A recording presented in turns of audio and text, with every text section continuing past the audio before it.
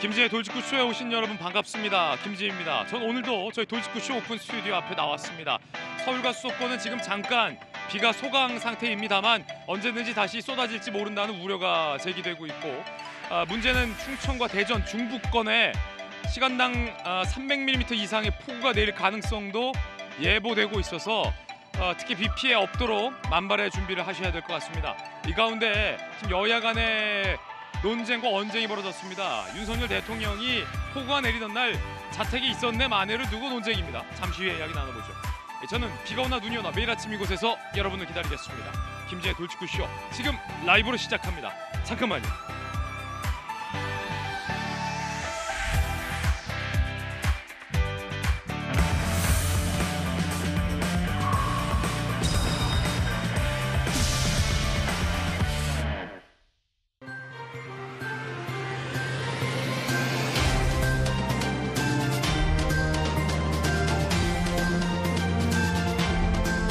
신문 읽어준 남자입니다. 여야는 윤석열 대통령의 자택 지위를 두고 논쟁을 벌이고 있습니다. 그 가운데 마포구청장은 전 먹방을 해서 눈살을 찌푸리게 했습니다. 잠시 후에 이야기 나눠보겠습니다. 오늘 조간신문 4가지 키워드 준비되어 있습니다.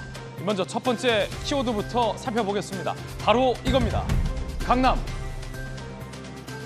강남 불패의 그 강남이 참으로 무색해졌습니다. 물 앞에서, 자연재해 앞에서는 인간의 욕심도 속수무책이었습니다. 동아일보 이면입니다. 강남이 강우 85mm 넘으면 속수무책이더라. 또 한 번 확인됐습니다. 낮은 지형의 배수가 안 된다라는 거예요. 2011년 물폭탄 일대의 강남역 사진과 이번 강남역 인근의 사진을 보시면 판박입니다.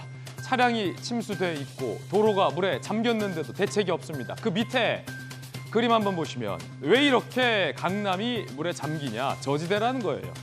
저지대라는 거예요. 그리고 하수관으로 빗물 집수구 막혀버리면 바로 이렇게 잠긴다. 반포천이 수위마저 높아진다라는 겁니다. 전문가들은 기후변화로 이 같은 예측하지 못하는 시점의 폭우가 앞으로 잦아질 거다라고 경고하고 있습니다. 이어서 두 번째 키워드 살펴보겠습니다. 두 번째 키워드는 바로 이겁니다. 시험때, 시험때. 경향신문이 사면에 쓰고 있는 기사입니다. 시험때.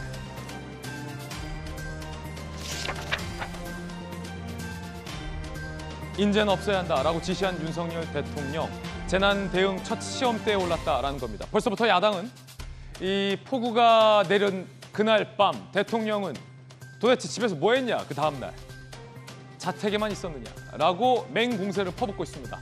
용산 대통령실은 강하게 반박하고 있습니다. 어디 있느냐가 중요한 게 아니라 대통령이 그 시간에 무슨 지휘를 했느냐가 중요한 거 아니냐라는 게 대통령과 여당의 강한 반박입니다. 잠시 후에 이 논란 살펴보겠습니다. 윤석열 대통령이 현장을 찾았습니다. 침수된 반지하를 보면서 우리 집도 물에 잠겼다라는 발언도 도마 위에 올랐습니다. 이어서 세 번째 키워드 살펴보시죠. 세 번째 키워드는 이겁니다. 내 탓? 한국일보 6면이 쓰고 있는 기사인데 흥미롭습니다. 내 탓? 네 탓? 누구 탓? 당헌 80조 개정 방탄 논란입니다. 이재명 의원은 나 때문이 아니다를 시전했습니다. 그러자 박영진 후보 등등이 반발을 했습니다. 당 내에서부터 불거져 나오는 논란입니다. 당헌 80조는 기소 시에 직무가 정지된다라는 내용입니다. 그런데 이거를 바꾸려는 움직임, 이재명 후보 지지자들로부터 시작되고 있는데 나 때문이 아니다라니요. 나 때문이 아니다라니요. 과연 얼마나 많은 사람들이 공감할 수 있겠습니까? 벌써부터 같은 당의 당권 후보부터 내로남불 말아야 한다라는 비판과 지적이 나왔습니다. 이어서 다음 키워드입니다. 네 번째 키워드는 이겁니다. 별장, 별장.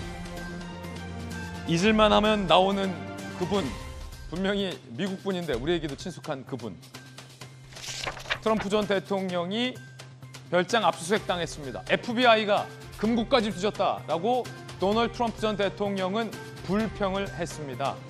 기밀문서 반출을 했다. 전직 대통령에 대해서 FBI가 초유의 수사를 벌이고 있습니다. 소위 대통령 기록법 위반입니다. 기밀문서를 어디로 반출했느냐, 이 별장에 보관된 거 아니냐라는 게 의심인데 안 그래도 트럼프 대통령은 적국과의 내통 의혹을 받은 바 있습니다. 잠시 후에 이야기 나눠보죠. 지금까지 신문 읽어주는 남자였습니다.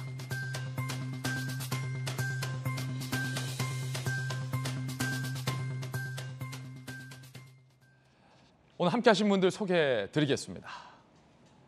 민주당의 대표 청년 정치인 전용기 의원, 돌직구쇼 좌장, 서울시 부시장을 역임한 김영주 전 의원 나오셨습니다.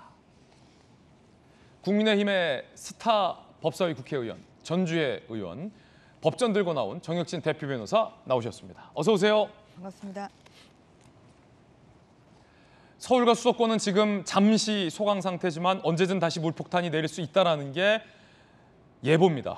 그리고 충청과 중부권에는 300mm가 넘는 물폭탄이 예보되어 있습니다. 그 누구도 물폭탄으로부터 자유로울 수 없다는 겁니다. 한동안. 첫 번째 이야기 시작합니다. 강남은 특수무책으로 당했고 윤석열 대통령이 자택에서 주의한 소위 자택주의를 두고 여야는 공방을 벌이고 있습니다. 서울의 이 같은 폭우가 115년 만의 폭우다, 이런 분석도 나왔습니다. 함께 보시죠. 내일까지 수도권은 최고 300mm가 더 내릴 수 있다는 겁니다. 끝난 게 아니다는 겁니다. 사망자 9명, 특히 반지하에 거주하고 있는 장애인 가족 3명이 참변을 당해서 많은 국민들의 안타까움을 사고 있습니다. 7명이 실종됐고 17명이 다쳤고 주택과 상가 침수가 2,676건입니다.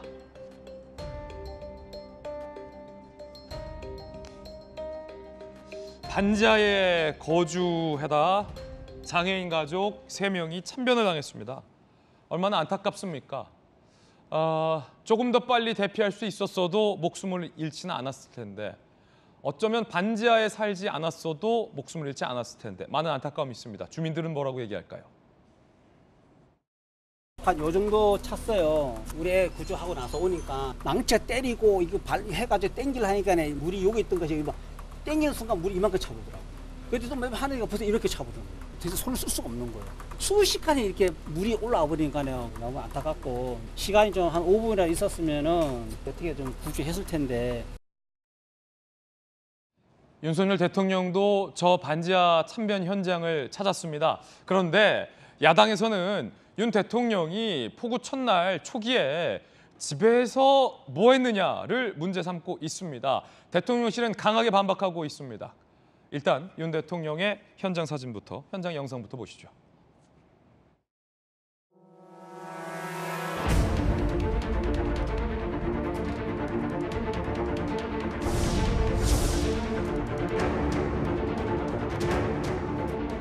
긴장감을 가지고 총력 대응해 주시기를 당부드립니다.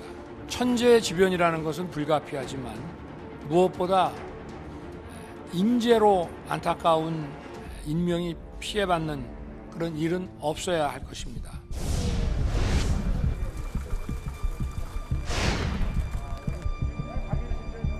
물이 여기는 지금 저지됩니다. 자체가 저지되다 보니까 도인천 영남이 되면은 그냥 이게 바로 수위가 올라가면 바로 여기가 그냥 직격탄을 가고 허리까지 물이 찰 정도 있으니까요. 아니 어제 엄청난 것이 서초동에 우리 제가 사는 그 아파트가 전체적으로는 좀 언덕에 있는 아파트인데도 거기가 1층이 지금 물이 들어와가지고 침수의 정도는 여기가 어제 저녁 밤부터 수위가 많이 올라왔구나. 네네네. 여기까지 찼어요. 여기까지. 순식간에. 순식간에 들어왔어요. 네. 근데 물이 올라온 게 1시간은 안 걸렸다. 그렇죠.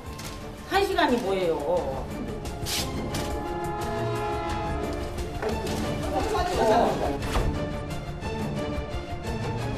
이 물이 지금 물이 여기 있지만 네네.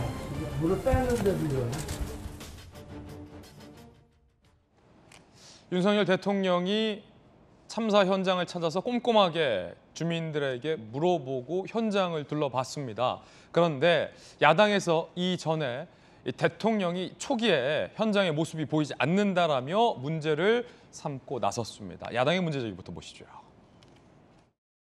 수도권의 기록적 폭우에도 윤석열 대통령은 끝까지 모습을 보이지 않았습니다.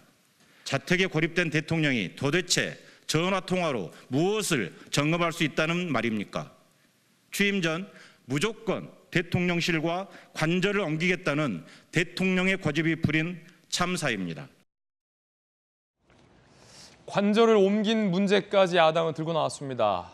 이 청와대를 왜 옮겼냐, 집무실을. 안 옮겼으면 현장에서 집무실에서 대응할 수 있었던 게 아니냐라는 게 야당의 문제 제기입니다. 이에 대해서 용산 대통령실은 강하게 반박했습니다. 윤석열 대통령실입니다.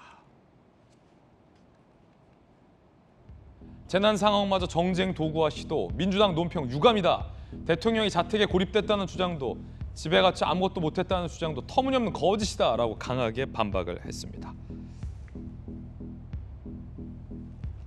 윤 대통령은 8일 오후 9시부터 새벽 3시까지 실시간 보고받고 지침을 내린 뒤 다시 새벽 6시부터 보고를 받았다. 대통령이 가면 보고나 의전에 신경 쓸 수밖에 없어 대처 역량 떨어뜨릴 수 있다고 판단을 했다라고 강하게 반박을 하고 나섰습니다. 전용기 의원님, 지금 야당이 문제 삼고 있는 게 뭡니까? 그러니까 8일에서 9일 넘어가는 그 새벽에 대통령이 왜 집에 있었냐, 이 부분입니까? 네, 물폭탄이 떨어진 시기죠. 그 시기에 대통령께서는 퇴근을 해서 집에 가셨다라는 것이 문제가 되는 겁니다. 그러니까 집무실 이전까지 저희가 거론을 하는 이유는 무엇이냐면 멀쩡하게 있는 청와대의 집무실을 사용하고 있었다면 관저에서부터 약 5분이면 집무실까지 직접 갈 수 있는 거리였는데 윤석열 대통령께서는 20분이 넘는 서초동까지 출퇴근을 하신다는 말이죠. 그리고 윤석열 대통령께서 직접 말씀하셨습니다만 나도 집에 가면서 보니까 다른 아파트들이 이미 잠기고 있다라고 말씀하셨습니다. 그러니까 대통령께서 지금 옆에 아파트들이 잠기고 있는 것을 봤으면 당장이라도 용산 집무실에 돌아가서 재난 상황을 컨트롤하는 컨트롤타워의 역할을 했었어야 됐다는 겁니다. 그럼에도 불구하고 굳이 이제 서초동 집에 퇴근을 하셨던 것이죠. 그러니까 청와대에 있었으면은 바로 재난 상황실에서 현장 대응을 곧바로 지시할 수 있었음에도 불구하고 용산과 서초를 왔다 갔다 하면서 재난 컨트롤을 똑바로 하지 못하고 있는 부분에서 저희는 그 집무실 이전까지 거론을 했던 것입니다. 퇴근길에 건물들이 물에 잠긴 게 보이면 유턴을 해서 바로 집무실로 돌아가야지 왜 퇴근했냐라는 게 야당의 문제 제기입니다. 이에 대해서 여당과 대통령실은 강하게 반박하고 있는데 전재 의원님. 저는 우선 거기에 대한 반박을 하기 전에 그 이번 침수로 인해서 호우로 인해서 좀 생명을 잃으신 그 9분의 또한 고인과 그 유가족 그리고 또한 17분이 지금 사망을 하셨고 7명이 아직 실종 상태입니다. 빠른 쾌유와 더불어서 또한 실종자도 빨리 찾기를 바라면서 저희 그 집권 여당과 정부가 이러한 그 재난에 좀 더 적극적으로 대응을 하고 재발 방지를 해야 되겠다는 그런 말씀부터 드리겠습니다. 대통령이 사실은 무엇을 했느냐가 저는 더 중요하다고 생각을 합니다. 어디에 있었냐보다는 이제 무엇을 했는지가 중요한 것이고요. 바꿔서 한번 제가 여쭤보겠습니다. 만약에 그러면 그 시간에 그때는 그 대통령 그 댁 근처가 지금 침수가 되고 있는 상황이었거든요. 서초동 근처가요. 서초동 집이 네. 근처가 침수되고 있었다. 예, 그래서 그럼 그 상황에서 다시 용산으로 복귀를 하기 위해서는 의전도 있었고 또한 경호 문제도 있었고 여러 가지 문제가 있었죠. 그래서 만약에 그 상황에서 다시 나온다고 하면은 그 앞이 호우로 인해 가지고 굉장히 또한 교통 정체나 혼란이 굉장히 심한 상태인데 더 혼란이 가중됐겠죠. 그랬다고 하면 민주당은 또 대통령이 그러면 뭐하러 그 시간에 그 집에서 자택에서도 충분히 지휘를 할 수 있음에도 불구하고 왜 주위의 시민들에게도 큰 불편을 끼치면서까지 와야 했냐. 저는 그러한 비판을 할 수도 있다고 생각합니다. 그러니까 뭐냐면 그 지금 나오고 있는 것은 결국은 재난을 적극적으로 대응을 하고 또한 거기에 대해서 지휘를 하는 이런 것이 중요한 것이지 어디 서 있는지 중요하지 않다. 저는 그런 말씀을 드리고 싶고요. 대통령께서 집에 계시면서 또한 실시간 보고를 받고 또한 실시간 또한 점검을 하고 지금 그런 상황이어서 대통령이 어디에 있었는지와 관계없이 어떠한 그런 문제가 발생하지 않았다. 이런 말씀을 드리고 이러한 점에서 민주당도 야당이지만 이러한 국가적인 그런 재난에 준하는 이러한 비상사태에 대해서는 적극적으로 오히려 대응을 어떻게 할지 어떻게 마무리를 할지 대처를 할지 이런 부분에 대해서 좀 더 여야가 협력하는 모습을 보여주면 좋겠다. 저는 그런 말씀을 드리고 싶습니다. 예, 대통령 왜 퇴근했냐라는 민주당과 자택에서 보고받고 지시 다 했다. 그 시간에 차 돌렸으면 더 혼란했을 거다라는 여당의 충돌입니다. 서울시 정무 부시장을 역임했던 김용주 의원님, 서울시 부시장 시절에 보니까 우면산 폭우 사태가 있었어요. 대통령이 집에 퇴근하면 안 됐다라는 주장과 자택에서 지시하는 게 맞았다라는 반박이 충돌하고 있는데 정무부시장 출신으로서 어떻게 보십니까? 저는 뭐 대통령이 퇴근했다 안 했다라기보다는 그 시간에 대통령은 뭘 해야 되고 총리는 뭘 해야 되고 실제로 행안부 장관은 뭘 해야 되고 이런 부분들이 조금 정확하게 드러나지 않았기 때문에 과거에는 그야말로 어떤 청와대라는 공간 속에서 바로 이렇게 전체적으로 모여서 이렇게 긴급 비상대책회의를 하는 모습을 보여주고 있는데 좀 국민들이 답답해하는 것은 대통령이 집에 있든 어쨌든 그러면 대통령이 집에 계시는 동안에 총리가 나왔는지 행안부 장관이 전체를 지휘를 하는 건지 이런 모습이라도 좀 보여줬으면 체계적으로 하고 하는 건데 그런 부분들이 정확하게 이 정부가 막 허둥지둥하는 거 아닌가 그런 느낌들을 받게 됐다는 것이죠. 그래서 진짜 뭐 매뉴얼대로 오히려 뭐 대통령이 집에서 있다 그게 문제가 되는 건 아닌데 그러면 총리는 정확하게 그 장악을 해서 했는지 그 화면이 있었는지 그다음에 행안부 장관은 어디 있었고 서울시장은 어디 있었는지 차라리 그 시간에 대통령께서 서울시장하고 통화하고 말하자면 경기도지사하고 통화하고 전국에 이렇게 자치단체장하고 통화하는 장면이라도 화면에 좀 보여줬으면 이렇게 좀 뭐 여러 가지 어떤 궁지에 몰리지 않았겠나 막 그런 생각을 갖게 됩니다. 민주당에서는 전화로 뭘 지시하냐라고까지 반박을 하고 있는데 정혁진 변호사님 어떻게 보십니까? 그때 대통령이 유턴했어야 됐다? 아니면 집에서 자택에서 지시한 거 잘하셨다. 어떻게 보세요? 글쎄요. 대통령 퇴근 시간이 정확히 몇 시인지는 제가 모르겠는데 제가 행정안전부 재난 대응 매뉴얼을 찾아봤거든요. 예. 이런 경우에 있어서 그 총괄하는 것은 대통령실이 아니라 그 국가안보실에서 총괄하도록 그렇게 되어 있기 때문에 일단은 뭐 대통령께 그렇게 강한 책임을 묻는 것은 어떤가 그런 생각은 들고요. 그 다음에 이제 조금 전에 전주의 의원님께서는 그 어디서보다 무엇을 하느냐가 중요하다라고 말씀하셨는데 거기에 대해서는 저도 동감은 하는데 예. 어디서도 사실은 중요하다라는 생각이 들어요. 왜냐하면 대통령이 집에서 이제 전화로 뭐 지시하고 보고받고 하는 것하고 집무실에서 그런 그 역할을 하시는 것하고는 국민들이 바라볼 때는 명확하게 차이가 있죠. 뭐 굳이 현장에 나가가지고 사람들 불편하게 하는 것 말고 집무실에서 그렇게 하셨으면은 더 좋았겠다라고 하는 생각이 드는데, 근데 모두에 제가 말씀드렸다시피 몇 시에 퇴근하셨느냐가 중요하다라고 생각하는 것이 월요일 날 밤에 제가 저녁 방송 끝내고 9시에 저희 집으로 퇴근을 하고 있었거든요. 근데 그때부터 아마 폭우가 쏟아지기 시작했던 것 같아요. 그 차가 엄청나게 막히더라고요. 그다음 이제 대통령 사시는 데가 법원 앞이 아니겠습니까? 거기부터 이제 그 고속터미널 뭐 거기가 평상시에도 차가 굉장히 막히는 그런. 폭우는 뭐 한 점심 때부터 쏟아졌고 이제 침수 물이 차오르기 시작한 시간이 이제 아마 밤 시간이었을 네네. 거예요. 근데 만약에 그 시간에 이제 내가 그래도 집무실 가야 되겠다 그렇게 판단을 하시고 길을 나갔을 때 그때 아마 제 느낌으로는 거기에 그 아크로비스타 주변에 굉장히 차가 이제 빠질 때도 별로 없단 말이에요.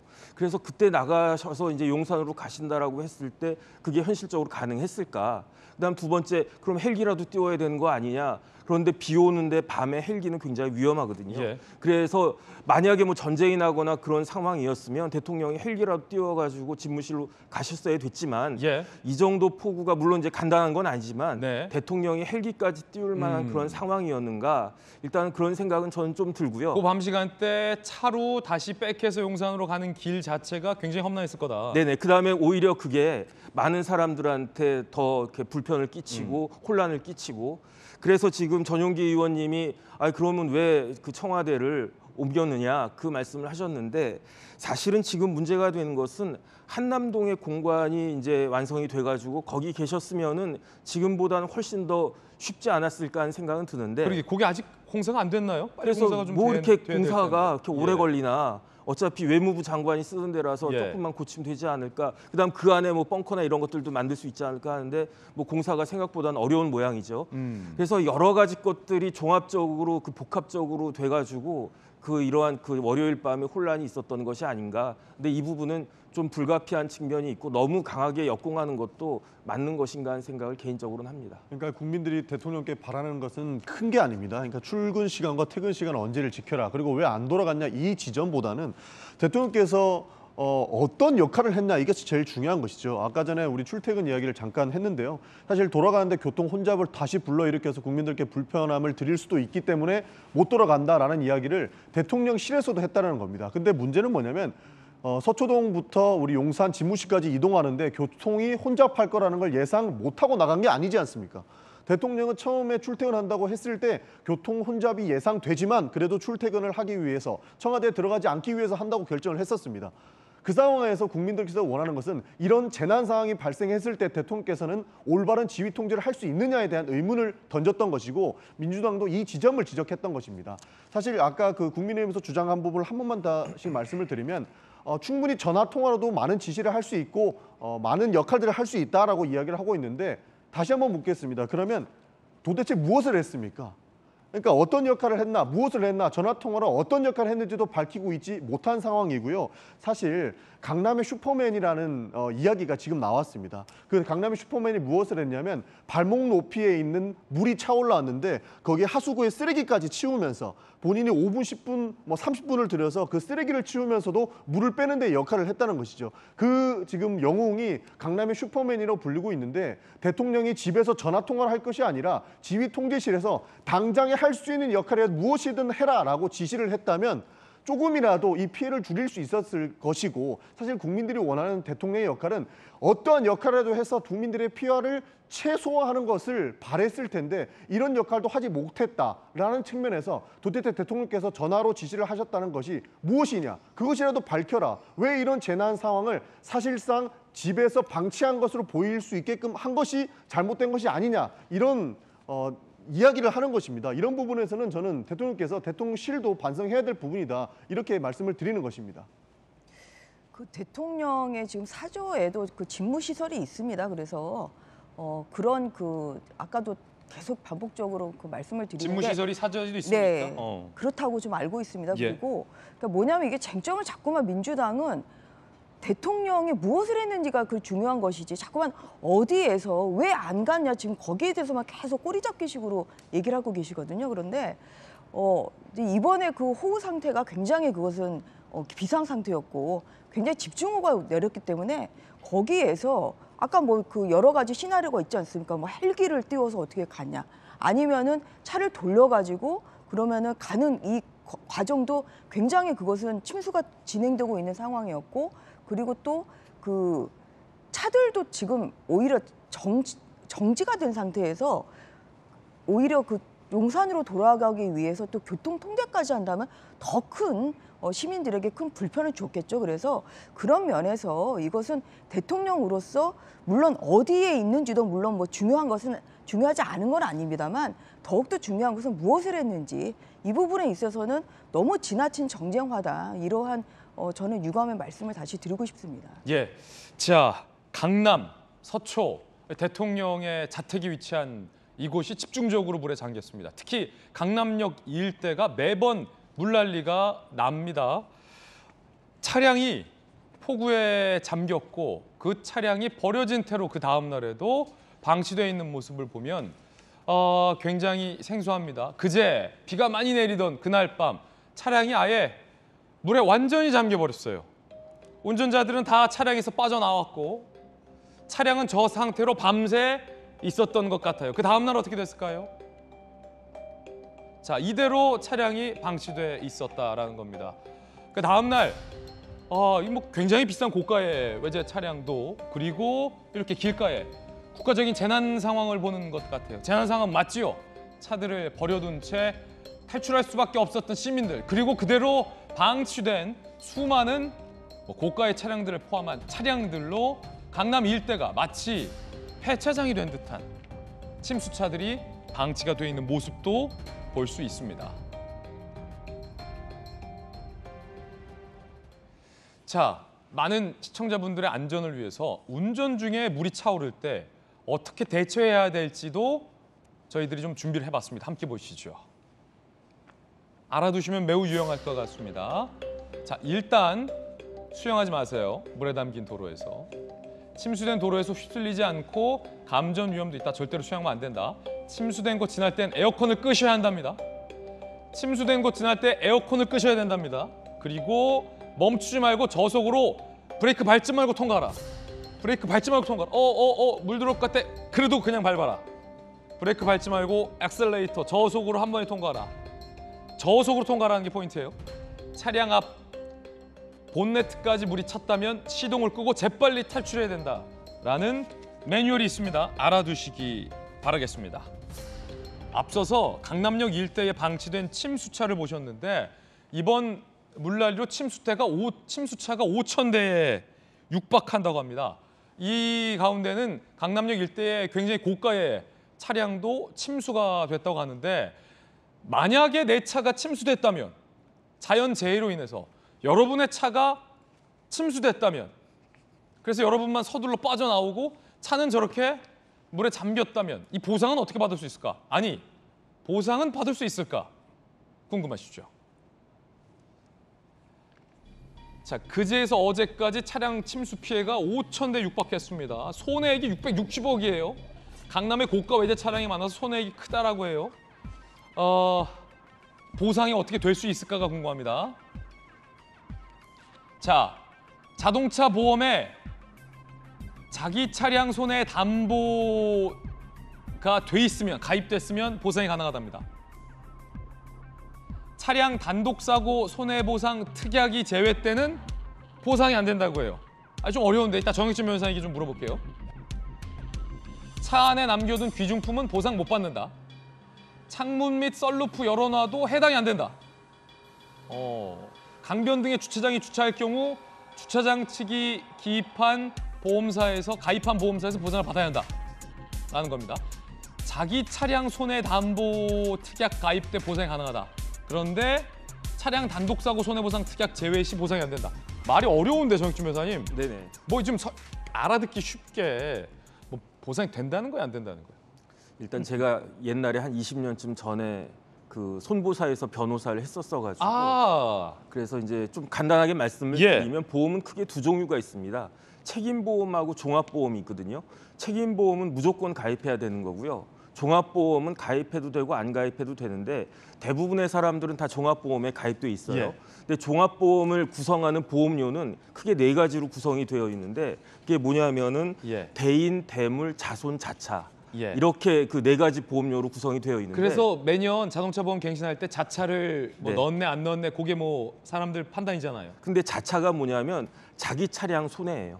그러니까 내가 그 고의로 하지만 않았으면 다른 사람에 의해서 피해를 입지 않는다고 하더라도 자차 내 차가 손해를 입었으면 보험회사에서 이제 그 돈을 주는 건데 이 자차가 보험료가 비싸요. 보험료가 100만 원이다 그럼 자차가 내 차는 비싼 차니까 뭐 5천만 원 하겠다. 보험료가 확 뛰는 거고요. 뭐 내 차 오래됐으니까 뭐 한 500만 원만 하겠다. 그럼 보험료가 확 내려가요. 그래서 자차 안 넣고 그냥 자동차 보험 가입하는 분도 꽤 많아요. 그럴 수도 있어요. 그럴 수도 있는데 중요한 건 뭐냐면은 이제 자차라고 하더라도 옛날에는 지금과 같은 천재지변이 있을 때에는 이거는 뭐 불가항력적인 거기 때문에 보험회사가 책임을 질 수 없다라고 했었는데 1999년에 약관이 개정이 돼가지고 자차만 가입하면 자차가 종합보험에 자차가 가입되어 있으면 자기가 가입한 금액만큼 1,000만 원 가입했으면 1,000만 원, 뭐 500이면 500, 뭐 1억이면 1억 그 자차 가입된 보험 금액만큼 그 자기 부담금 내고 하면은 이제 보상을 받을 수가 있는 보상을 받을 수 있다. 그래서 자차가 가입돼 있으면 웬만하면 저도 이제 자차가 가입이 돼가지고 보상을 받을 수는 있을 것 같긴 한데 그런데 원래 이제 본인이 생각하는 그만큼까지 보험회사에서 받지는 못할 거고요. 그다음에 뭐 불법하게 주차를 했다든지 조금 전에 나왔다든지 뭐 문을 열어놨다든지 썬루프를 열어놨다든지 그럼 보상이 안 돼요? 그런 과실이 있으면 아마 그 과실 좀 그 감안해가지고 보상이 될 겁니다. 자, 사진 한 장을 준비했는데 지금 정혁진 변호사님이 뭐 남 얘기처럼 얘기하는데 정혁진 변호사의 차량이 이번에 침수가 됐어요.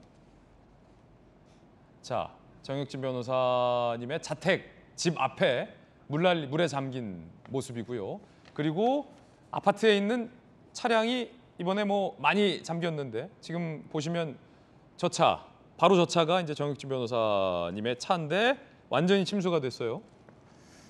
그 침수가 많이 됐습니까? 정익준 변호사님 본인 차가? 그렇게 많이 된 것 같지도 않았는데, 그러니까 일단 뭐 우선적으로 아까 전주혜 의원님도 말씀하셨지만은 뭐 돌아가신 분들도 있고 실종되신 분들도 있는데 뭐 저렇게 피해를 입었다고 해가지고. 아니 자차에 가입했어요, 정 변호사님은? 자차는 가입돼 있습니다. 그럼 보상받을 수 있다는 거죠? 어느 정도는 받을 수 있을 것 같습니다. 그렇군요. 그래서 저희 집이 지하 주차장이 없어요. 그래가지고 제가 그날 귀가를 못했거든요. 도저히 집에 갈 수 있는 상황이 아니어가지고. 그래서 어제 집에 가가지고 차를 확인을 해봤더니 차가 처음에는 바퀴 한 반에서 3분의 2 정도 그 물이 차 있었다라고 했는데 차 문을 열어보니까 바닥에 이렇게 흥건하게 그 물이 고여 있더라고요. 그거 완전 침수된 거예요, 그건? 그래가지고 어제 이제 집에 가가지고 바가지 갖고 나가가지고 그 물 다 퍼냈는데, 제가 이제 자동차 잘 아시는 분한테 전화를 했더니 요즘은 자동차가 다 그 운전석 시트 밑에 전자장치가 들어 있어서 그분 하시는 말씀이 그 정도 침수됐으면 아마 그 고치기 힘들 거고 고쳐도 고장이 많이 날 거고 그렇기 때문에 대부분 이제 폐차하게 될 것 같다라고. 이 얘기를 한 이유는 지금 이 그림 때문이에요. 강남역 일대에 큰 물난리가 났고 정익준 변호사님의 집도 바로 저 물에 잠긴 저쪽에 위치하고 있어서 아파트도 지금 물에 잠겼고 차도 물에 잠겼잖아요. 저기서 피해가 많이 나왔는데 2011년과 2022년 사진을 비교해 보면 강남역이 얼마나 취약한지가 나옵니다. 지형도 이런 데다가 대비도 안 돼 있어서 이렇게 기록적인 폭우가 나올 때는 2011년과 2022년 10년 만에 똑같은 피해가 반복됐다라는 거죠. 그 와중에 서초구에 있는 한 빌딩의 대처가 화제입니다. 방수문을 설치해놔서 나홀로 이 물난리를 피했습니다. 함께 보시죠. 자, 이렇게 자세히 사진을 보시면 좀 사진 어두운데 저 방수벽을 지금 쳐놨습니다. 그래서 방수벽 바깥은 무슨 강처럼 도로가 이렇게 침수되어 있는데 방수벽 안쪽에는 전혀 물이 한 방울도 들어오지 않고 있는 그런 사진입니다. 무언가의 어떤 지혜, 김영주 의원님, 서울시 무시장 하셨잖아요. 이거 굉장히 유명한 데잖아요, 여기. 그렇습니다. 그 과거에도 저렇게 해서 완전히 다른 데는 피해가 있었는데 뭐 피해가 없는 걸로 그렇게 나타났고, 일부에서 과거에 뭐 피해가 있어서 그랬다는 소문은 있었는데 그것은 낭설인 것으로 알고 있습니다. 사실 제가 부시장으로 있었던 2011년도에도 우면산 사태, 또 이런 강남, 그때는 삼성 건물을 짓고 있는 상태에서 더 많았었는데 그때부터 해저 터널, 그러니까 물을 빨리 빼내기 위한 여러 가지 시도들이 있었습니다만은 이번 피해도 많이 말하자면 그 심해진 것이, 원래는 3년 전부터 이 문제가 해결됐어야 돼요. 그런데 아직까지 터널 공사가 지연이 돼서 올해 9월이나 돼야만 이 문제가 되고, 더군다나 이것 자체가 반포천으로 흘러가게 되는데 반포천의 수위가 올라가니까 오히려 역류하거나 또 주변에 있는 이물질 때문에 그 기능을 제대로 못하는 그런 구조적인 문제를 안고 있습니다. 사실은 그 지형은 아시다시피 항아리형으로 되어 있기 때문에 해마다 저런 문제가 안고 있는데, 지금이라도 조금 더 실제로 이제 검천구나 구로 또 저 관악 이쪽도 피해가 굉장히 많거든요. 과거에 저희들이 하려고 했던 것이 서울대에 있는 지역의 지하 큰 해저 터널, 그다음에 강남역 지역의 해저 터널, 이런 부분을 조금 더 빨리 정부가 이렇게 지원을 해서, 사실은 서울특별시라고 해서 서울 자체 말하자면 예산만 할 것이 아니라 이제 서울과 경기가 전체 국민의 반 정도가 사는 만큼 단순히 기싸움으로 할 것이 아니라 최대한 예산을 더 들여서라도 이 문제를 빨리 해결해야 되지 않을까 생각이 들고, 이 아까 본 것처럼 그런 어떤 철저하게 방수할 수 있는 그런 어떤 철문들이 있을 수 있다면 조금 더 말하자면 시 예산이나 정부 예산을 통해서 막아낼 수 있는데 지원해 주는 것도 좋은 방책이 아닐까 그렇게 생각이 듭니다. 서울시 부시장 출신 김영주 의원의 해법이었습니다. 첫 번째 이야기 전해드렸습니다. 이번엔 저희가 준비한 두 번째 이야기입니다. 이재명 의원이 당원 개정에 대해서 입장을 밝혔습니다. 그런데 나 때문에 당원 개정한 거 아니다 라고 발언해서 논란이 일고 있습니다. 이른바 남탓 논란입니다. 두 번째 이야기 시작합니다. 이재명 후보는 방탄용이 아니냐라는 문제 제기에 정면으로 반박을 했습니다. 그러자 당 내에서 방탄이 아니면 당원을 뭐하러 개정하느냐라는 반박도 재반박도 나왔습니다. 김혜경 씨의 경찰 출석도 이슈입니다. 오늘 이 얘기 두 번째 이야기로 시작해 보겠습니다. 이재명 의원이 당대표가 될 것이 유력하니까 당원을 고쳐서 방탄을 해주는 건 아니야 라는 논란이 강하게 일고 있습니다. 그런데도 불구하고 당원을 개정하겠다라고 민주당은 나서서 논란입니다. 당원 80조 부정부패 혐의 연루 당직자의 직무를 기소와 동시에 정지한다. 기소와 동시에 정지한다. 이재명 의원이 당대표가 되고 경찰이나 검찰이 기소를 하게 되면 당대표 직무가 정지될 위기죠. 우상호 비대위원장, 여당 때는 필요했지만 야당 된 지금은 바람직하지 않다며 당원 고치겠다라고 밝혔습니다. 그러니까 이 말은 우리가 여당일 때는 어차피 기소 안 될 테니까 당원 안 고쳐도 됐는데 우리가 지금 야당이니까 기소될 것 같으니까 고치자 라고 해석돼서 강하게 논란이 일고 있습니다. 이재명 의원의 당대표 당선이 유력해지자 지도부가 당원을 고치겠다라고 나선 겁니다. 어제 후보자 초청 토론회에서 이재명 의원도 이 부분과 관련해서 발언을 했습니다. 들어보십시오. 우리 당원 80조 개정에 대한 논란이 있잖아요. 네. 아니 어쩌다가 우리 민주당이 부정부패에 대한 결연한 의지를 표현하는 당규조차를 이렇게 개정하려고 하는지, 그것도 우리 전당대회 중간에 저는 뭐 분명한 반대 의사를 표명을 합니다. 이재명 후보님 이 당원 80조 개정에 대한 입장 어떻습니까? 이게 이미 바꾸자 이미 전대준비위와 비대위에서 이걸 추진했던 걸로 알아요.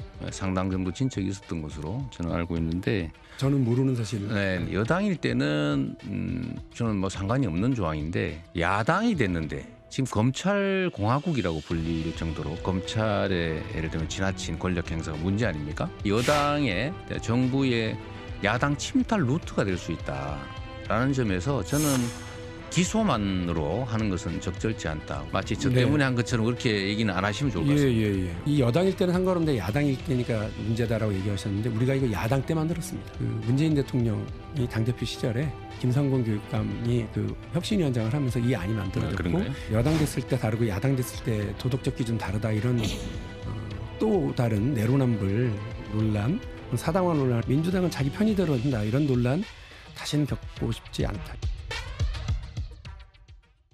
민주당 내부에서 불거져 나온 논란입니다. 이재명 의원은 이렇게 얘기했습니다. 나 때문에 꼭 당원 바꾸는 것처럼 얘기하지 말라. 나 때문에 바꾸는 거 아니다. 원래 바꾸려 했었다. 라고 주장을 했습니다.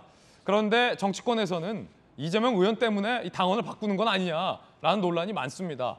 그러자 박용진 후보는 우리가 여당일 때 만든 조항인데 무슨 말이냐, 내로남불 아니냐라고 강하게 비판을 한 상황입니다. 자, 먼저 전재 의원께 의견 물어보겠습니다. 이재명 의원은 본인 방탄 때문에 민주당이 당원을 바꾸는 게 아니다라고 주장하고 있는데 전재 의원 보시기엔 어떻습니까? 판사 출신이신데. 본인을 위해서 바꾸고 싶어 하시는 것 같아요. 전 그리고 이제 그 부분에 대해서 저는 오히려 이재명 의원이죠. 이제 이재명 그 당대표 후보가 본인의 장기적으로 결국은 뭐 다음에 또 대선을 목표로 하시는 거 아니겠어요? 그렇게 장기적인 목표로 한다고 하면 원칙이 있는 행동을 좀 보여주면 좋겠다 그런 생각을 하고 있습니다. 저는 이번 그 당원 개정 그 이야기가 나오면서 이렇게 대자뷰 되는 게 2년 전에 그 4.7 그 보궐선거 이제 그때 이제 그 민주당이 결국은 서울시장과 그 책임이 있는 그 서울시장과 부산시장의 보궐선거 후보를 내기 위해서 당원을 또 개정을 했거든요. 그때 분명히 보궐선거에 뭐 책임이 있는 경우에는 후보를 내지 아니한다 이러한 당원이 있음에도 불구하고 그것을 오히려 뒤집어서 서울시장과 부산시장의 보궐선거 후보를 내기 위해서 결국은 또 당원을 특별한 경우에 뭐 그 전국위원회의 뭐 얼마의 동의를 얻는 경우에는 또 후보를 낼 수 있다 이렇게 당원 개정을 했거든요. 그래서 결과가 어떻게 됐습니까? 거기에 대해서 국민들께서 결국은 거센 그리고 호된 결국 심판을 하셨죠. 그래서 서울시장 보궐선거와 또 부산시장 보궐선거를 패배하고 결국은 이것이 그 대선 패배까지 가는 하나의 원인이 됐다고 생각합니다. 이런 것처럼 이번에 아무리 이재명 후보가 나를 위한 것이 아니라고 해도 국민들은 거기에 속지 않습니다. 본인을 위한 이런 당원 개정에 대해서는 본인이 오히려 적극적으로 하면 안 된다 이러한 메시지를 내야 이재명 후보에게는 더욱더 그 미래가 있다고 생각을 하고 있고요. 이런 것에 대해서 강하게 부정 안 하시는 걸 보면 결국 본인이 좀 기소될지도 모른다 이러한 걱정을 많이 하고 계신 것 같아요. 그럼 결국은 개항 의뢰 보궐선거 결국 그 국회의원 출마 그리고 이번 당대표 출마도 결국 본인을 위한 이러한 방탄용 출마였다는 이러한 비판을 피하기 어려울 것 같습니다. 자, 전용기 의원님, 그 민주당 내부에서도 이건 방탄용이다라는 지적이 나왔고 국민의힘에서도 전주혜 의원은 이게 방탄용이 아니면 무엇이냐라고 했는데 이재명 의원은 나를 위해서 고치는 게 아니다라고 주장하고 있는데 이렇게 질문 드릴게요. 이재명 의원의 방탄용이 아니라면 전당대회 도중에 당원을 바꿨겠느냐? 다시 말해서 이재명 의원이 당대표 후보가 아니었다면 다른 박용진, 강훈식 또 다른 후보끼리 전당대회를 했다면 기소됐을 때 직무가 정지된다라는 이 당원을 전당대회 와중에 민주당이 과연 교체를 했겠느냐? 아니지 않습니까? 충분히 가능성은 있습니다. 사실 저도 전당대회 준비위원회에서 지금 대변인을 맡고 있는데요. 해당 내용을 이재명 의원 때문에 바꾸는 것처럼 사실 프레임이 바뀌어 있지만 사실 그것이 아니었습니다. 이 프레임이라는 거예요? 프레임이죠. 왜냐하면 이재명 의원을 공격하기 위한 공격용으로 사실 사용되고 있다 이렇게 보고 있는데요. 그 이유가 뭐냐면 사실 여당 일대의 강령과 정책 그리고 당원 당규는 이미 바뀌고 있는 그런 상황입니다. 그러니까 전당대회 준비위원회에서 해당 내용만 저희가 개정하려고 하는 것이 아니고요. 애초에 그 강령조차 집권 여당의 책무로서 이런 문구들이 있거든요. 그러니까 그런 문구들을 전체적으로 바꾸는 와중에 해당 내용도 들어가 있다 이렇게 이해해 주시면 좋을 것 같습니다. 그러니까 여당일 때는 당연히 집권 여당으로서의 책무를 다하고 그에 대한 책임을 져야 되는 이런 문구가 들어가 있었고 이야당으로서는 집권 여당을 견제하는 건강한 야당의 입장에서 우리가 정당 활동을 해야 된다라는 내용 이런 정도의 개정사항들이 순차적으로 놓여 있는 것이죠. 그럼 그 프레임을 박용진 의원이 이재명 의원을 공격하기 위해서 만들었단 말씀이세요? 그러니까 박용진 의원이 공격하기 위해서 만들었다 이렇게 보기보다는 전체적으로 개정하는 사안들이 있는데 그 한 내용만 가지고 나와서 이것을 이재명 의원의 방탄용이다라고 이야기하는 것은 어느 정도 어불성설이 될 수 있는 부분이 있다라고 말씀을 드리고 있는 겁니다. 박용진, 강훈식 의원도 다 그러니까 그 한 프레임으로 내용만 주장하고 있는데 그렇죠. 그럼 그 두 후보는 틀렸다. 그러니까 전체적인 내용을 보지 않고 한 내용만 뽑아서 이것을 공격용으로 사용하는 것은 어떻게 보면 프레임으로 작용할 수 있다. 그래서 이런 공격은 바람직하지 않다라고 이야기하는 겁니다. 그러면 이재명 후보의 지지자들, 개딸들이 강력하게 이 당원 개정을 요구하고 나섰는데 그건 전준희의 당원 개정 움직임과는 별개의 우연의 일치다. 그 전부터 전준희에서는 어느 정도 이야기된 바가 있고요. 사실 어느 한 사람을 살리기 위해서 정당의 시스템이 모두가 바뀐다고 하는 것은 있을 수 없는 일입니다. 그래서 전체적인 개정이지 이것을 이재명 의원 그러니까 이재명 의원의 개인을 위해서 바꾸는 것은 저 추호도 아니다 이렇게 말씀드릴 수 있겠습니다. 이재명 의원이 전당대회 안 나왔어도 그럼 이 당원은 바꿨을 거다? 그러니까 여당일 때의 부분과 야당일 때의 부분이 충분히 바뀌어져야 될 부분입니다. 이게 갑자기 나와서 이렇게 되는 부분이지 처음부터 우리가 정권을 교체당했던 입장에서 바꿔야 될 부분을 순차적으로 바꾸고 있다 이렇게 봐주시면 좋을 것 같습니다. 저는 좀 달리 보는데요. 근데 그렇게 얘기를 하시면 결국은 이게 이제 당직이라는 거 아닙니까? 그러면 이제 이재명 후보도 물론 걱정이 되셔서 이제 이렇게 적극적인 반대는 좀 안 하고 계시는 것 같은데 민주당의 전준희에서조차 이런 얘기가 되고 있다는 것은 바꿔 말하면 민주당 의원님들도 사실 이러한 기소 리스크가 있는 거 아닌가. 사실 이런 의심이 많이 들 수가 있거든요. 왜냐하면은 아까 얘기 나왔듯이 김상곤 당시 혁신위원장이 야당 시절에 이 당원 당규를 만들었다는 거예요. 당의 혁신을 위해서.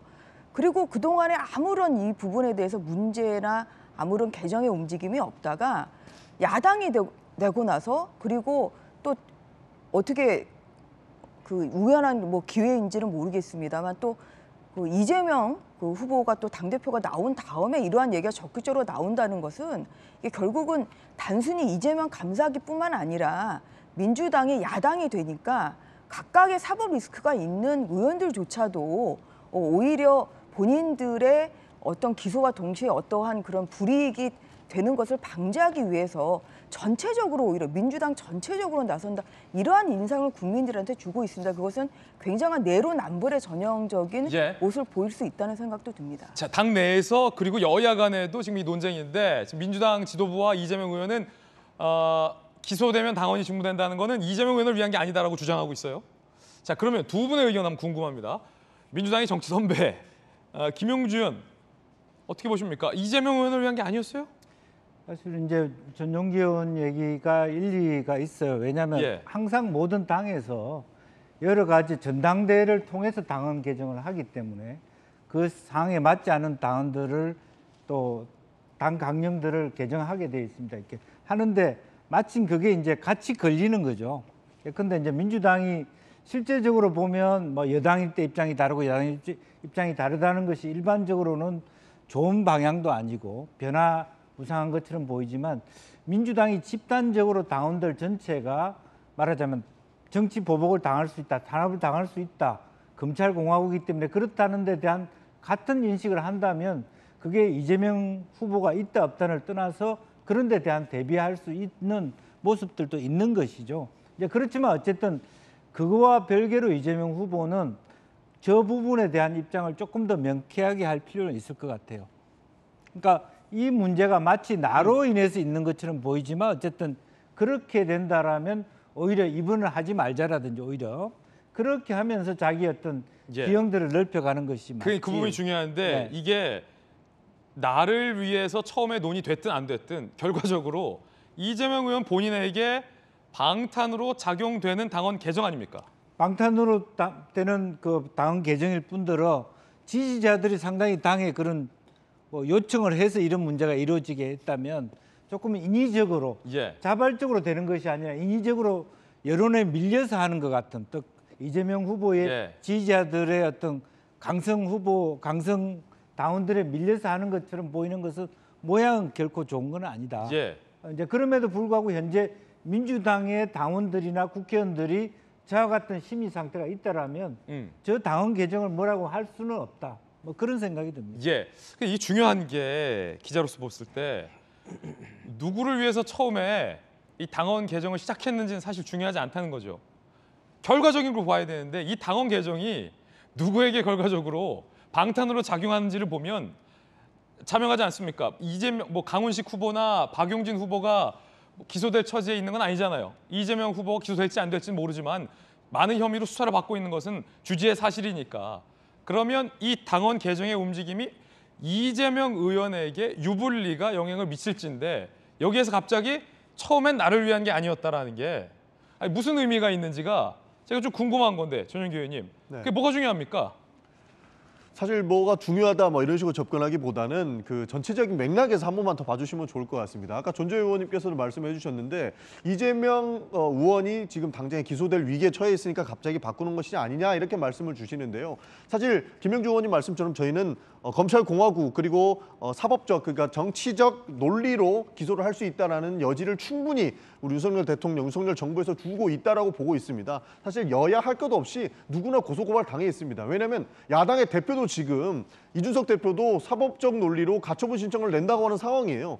모든 것을 법원으로 끌고 가서 사법적으로 끌고 가려고 하는 것이고 실질적으로 우리가 대선이 끝난 지 지금 1년도 안 된 상황에서 엄청난 고소고발 건이 있습니다. 근데 이 상황 속에서 정치적 논리로 마구잡이로 기소할 수 있는 그런 여력이 있기 때문에 우리 그 야당이 된 입장에서는 기소만으로 이것을 당직을 박탈하는 것은 적절치 않다라고 해서 전체적인 측면에서 야당으로서의 강령과 당원을 함께 개정하는 것이다. 이렇게 말씀드릴 수 있겠습니다. 정의준 변호사님 어떻게 보십니까? 존재 의원님 잠시만요. 글쎄요, 뭐 누구를 위하여서 종을 울리든지 상관없이 좌고우면하지 않고 당 헌만 제가 딱 보면 규정을 보면은 민주당의 당원은 80조는 제 느낌으로는 굉장히 합리적이다 이런 생각이 들거든요.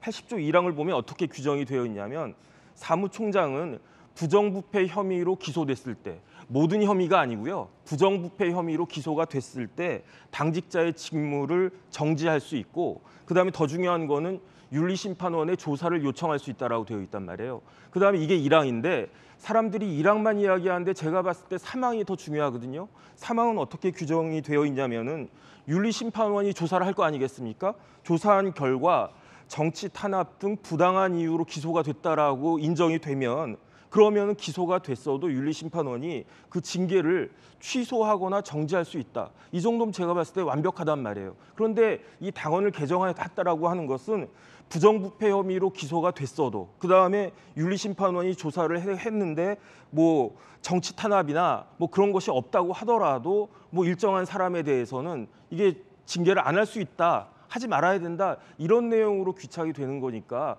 과연 이렇게 당원을 개정하는 것이 일반 국민들이나 무엇보다도 민주당 당원들 마음을 얻을 수 있을까? 저는 규정만 보면 그런 생각이 들었습니다. 예, 이재명 의원이 인천 계양을에 출마할 때도 나 때문에 출마하는 게 아니다라고 했고 당대표에 출마할 때도 나 때문에, 내 방탄 때문에 출마하는 건 아니다라고 했습니다.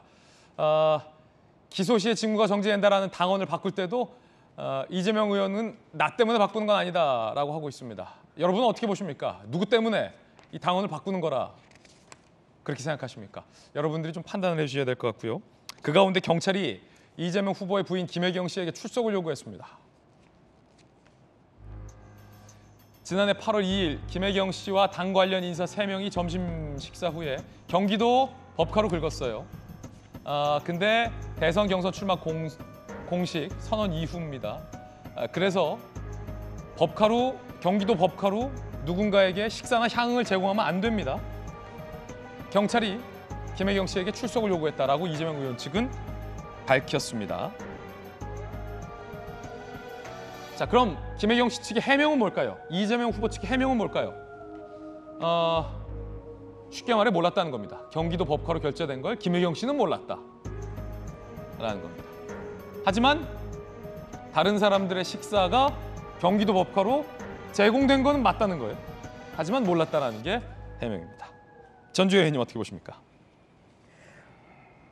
당연히 이제 김혜경 여사가 당시 지난 대선에서도 또한 기자회견을 하면서 경찰 수사에 또 적극적으로 협조하겠다 이러한 얘기를 하셨지 않습니까? 그리고 뭐 대선이 끝난 지도 지금 벌써 한 5개월이 지났기 때문에 지금 이 상황에서 본인이 물론 충분히 부인권을 행사를 할 수는 있습니다만 경찰 수사에 적극적으로 협력을 해야죠. 그리고 무엇보다도 김혜경 씨를 당연히 소환을 해서 설을 안 할 수는 좀 없는 상황이잖아요.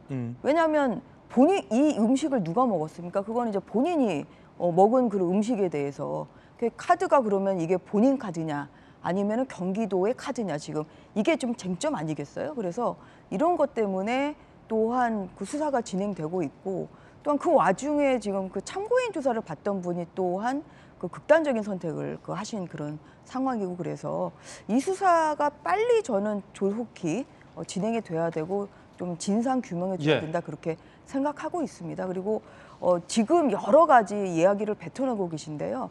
가장 이제 중요한 것은 오히려 객관적인 자료가 더 중요하다.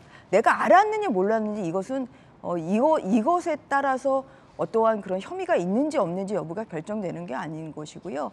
정말 그 김혜경 씨가 이러한 음식을 누가 먹었는지 또한 그런 시킨 경위 이런 부분에 의해서 객관적인 자료에 의해서 결국은 경찰에서도 또 어떠한 그런 불리한 어느 한쪽에 유불리함이 없이 정확한 수사가 돼야 될 걸로 생각합니다. 아니 그런데 한 가지 궁금한 건 이재명 후보와 김혜경 씨 부부는 뭐 이렇게 모르는 게 많습니까? 애초에 배 씨가 식사, 초밥, 한우 같은 거 결제해서 집 앞에 걸어줬을 때도 다 법인카드로 결제됐는데 몰랐다고 하시고 그리고 약 대리 처방했었던 것도 별다른 말씀이 없으시고 본인이 같이 이제 식사를 했는데 그 누가 비용을 내야 되는지에 대해서는 한 번쯤 우리가 생각을 해볼 텐데 식사가 이제 마칠 때쯤이면은 이게 식사를 공직자의 부인이 대접하면 안 된다. 더군다나 경기도 법인카드 쓰면 안 된다라는 것을 주재하고 계셨을 텐데 그럼 누가 내야 될지, 각자 계산해야 될지, 내가 내야 될지, 개인 카드로 내야 될지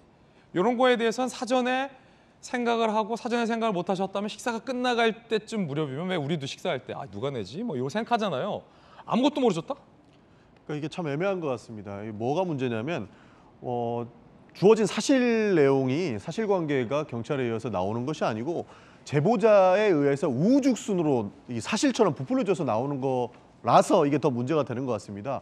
우리 전주 의원님 말씀해 주신 것처럼 사실관계를 놓고 객관적인 증거 자료를 놓고 경찰에서 수사를 통해서 밝혀지고 나서 판결까지 밝혀지고 나서 우리가 이 사안을 접근했을 때의 문제와 지금 제보자에 의해서 우후죽순으로 내 것도 아닌데 내 것처럼 마치 표현되는 것을 가지고 우리 이야기하는 것과는 큰 차이가 있을 수 있다라고 저는 보고 있습니다. 그래서 해당 부분은 지금 논의될 부분이 저는 아니지 않을까 하는 생각밖에 없습니다. 네. 그 나머지 3인 식사비가 경기도 법카로 결제된 거가 아니라는 거예요? 그러니까 아니라고 지금 밝히고 있는 것이죠. 그러니까 이 내용도 결국에는 경찰 조사에서 몰랐다고 하는 건데 네. 지금 이재명 의원 측은 나머지 3인의 식사비가 경기도 법카로 결제는 사실 몰랐다라고 하는 거잖아요. 그렇게 이야기하고 있는 것이죠. 그러니까 이 부분도 아니라? 그러니까 과잉 의전에서 나온 하나의 해프닝이 될 수도 있다라고 보고 있는데요. 사실 법인카드를 이용해서 결제하는 사람들은 사실 수십 명에 달한다고 저는 알고 있습니다. 왜냐하면 경기도에서 많은 비서진들이 그 사무실 운영을 위해서 법인카드를 가지고 있는데 해당 사건에 대해서도 지금 배모 씨라고 하는 분이 결국에는 법인카드를 이용해서 식사비를 결제했다는 거 아닙니까? 그래서 김혜경 측에서는 다른 분들을 식사비는 다른 분들이 결제했을 것이다. 나는 모르니다라고 이야기를 하고 있는데 해당 부분도 전주 의원님 말씀처럼 사실관계는 놓고 정확하게 이야기해야 될 부분이 있다. 저는 그렇게 말씀드리고 싶습니다. 그렇군요. 네. 김영주 의원님 어떻게 보십니까?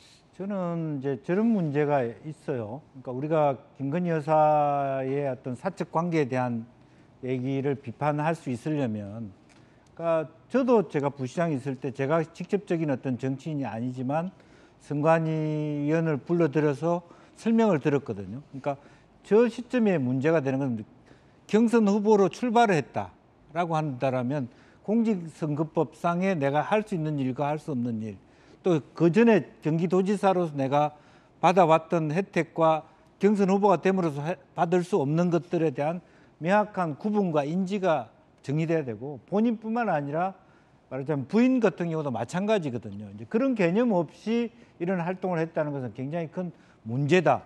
지금도 만약에 경기도지사 시절, 후보 시절에도 이런 그 개념이 없다라면 정말 이재명 그 후보가 대통령이 됐을 때 과연 이러한 어떤 법적 범위에 대한 개념이 있겠냐는 비판으로부터 자유롭지 못하기 때문에, 또 더불어서 지금 김건희 여사가 개인적 관계를 가지고 어떻게 했다는 공격하는데도 문제가 되기 때문에 저것은 아픈 부분이다, 저는 그렇게 생각합니다. 그렇군요. 과연 경찰의 수사 결과를 어떻게 발표할지 좀 지켜보겠습니다. 이번엔 저희가 준비한 다음 순서입니다. 뜨거운 소식 3가지 엄선했습니다. 함께 보시죠. 첫 번째 소식부터 보시죠. 어제 교육위에 교육부 장관 대신 출석한 교육부 차관이 쪽지를 하나 들고 있는 게 포착됐는데 대통령실에서 내려보낸 쪽지였습니다. 그 쪽지에는 어떤 내용이 있을까요? 교육부 차관은 그걸 또 왜 이렇게 너무 꼭 쥐고 언론에 포착이 됐을까요? 자, 학제 개편은 언급하지 않는다. 글씨도 크게 써놨어요. 대통령실에서. 학제 개편은 언급하지 마라. 교육부 차관에게 내린 용산에서의 쪽지였습니다. 대통령실. 대통령 교육비서관이 교육부 차관에게 취학연령 하향 논란 질문에 국가교육위 통한 의견 수렴, 대국민 설문조사, 학제 개편은 언급하지 않는 게 좋겠다. 라고 쪽지를 큼지막하게, 아주 잘 보이게 큼지막하게 써서 내려줬습니다. 이 쪽지 지침이 그래서 지금 논란이 되고 있습니다. 함께 보시죠. 자, 그림 한번 좀 다시 보실까요? 영상. 네. 요게 이 대통령의 문자에 이어서 이번엔 쪽지. 근데 사실은 뭐 엄연히 따지고 보면 정익진 변호사님, 네네. 원래 대통령실에서 이 담당 교육비서관이나 뭐 비서관들이 이 장관이나 차관과 쪽지로서 소통을 하는데 이번에 쪽지 내용이 더 논란인 거예요. 아예 학제 개편 언급하지 않는다. 근데 사실상 교육부 차관이 언급을 했어요. 네네. 만 5세 입학은 힘들어지는 거 아니겠느냐. 장관도 물러난 마당에. 쪽지 내용은 아예 지켜지지는 않았어요. 그런데 이런 부분들이 사실 대통령실의 미숙함을 보여주는 것이 아닌가. 왜냐하면 저 별 내용도 아니지 않습니까? 저런 걸 못하러 쪽지로 굳이 이야기를 합니까? 아무리 교육부 차관이 국무조정실에서 와서 교육부하고 조금 거리가 있는 분이 지금 차관을 하고 계신다고 하더라도 그래도 차관까지 하면서 그 공무원 30년 가까이 하셨을 분인데 저 정도 모르겠습니까? 그래서 저런 이야기를 저렇게 쪽지로 내려본데라 보내고 또 그것을 그 언론에 나오게 하는 것은 참 뭐 안타깝고 아쉬운 그런 마음이 든다. 일단은 그 생각이 들고요. 그 다음에 이제 무엇보다도 지금 그 윤석열 정부의 특징이 무엇이냐? 민정수석실을 없앴다는 이야기잖아요. 그 이야기는 뭐냐면은 대통령실의 권한을 각 부처에다가 전폭적으로 위임하겠다는 그러한 그 이미지였는데 저런 쪽지 같은 것들이 그런 이미지에 대해서 상당히 안 좋은 그러한 모습을 보여주는 것이 아닌가. 저는 그 내용의 당부를 떠나가지고 저런 모습들은 참 그 좋지가 않게 이렇게 보인다라고 말씀드리고 싶습니다. 자, 그러자 야당은 교육부가 허수아비 노릇하고 대통령실이 다 하는 거 아니냐라고 몰아붙였습니다. 방금 전 중앙일보의 보도에 의하면 청와대 비서관 권성현 비서관이 우리 차관에게 학제 개편 언급하지 말라는 메모를 전달한 것으로 포착이 됐거든요.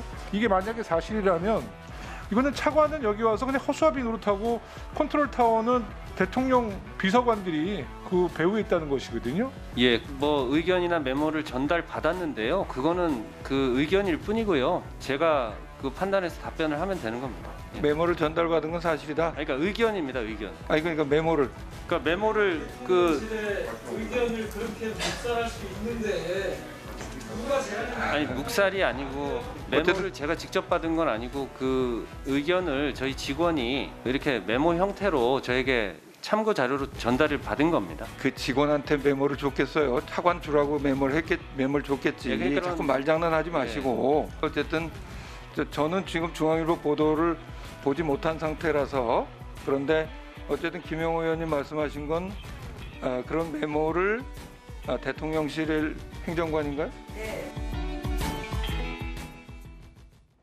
자, 이번에 뜨거운 소식 두 번째 소식 살펴보겠습니다. 함께 보시죠.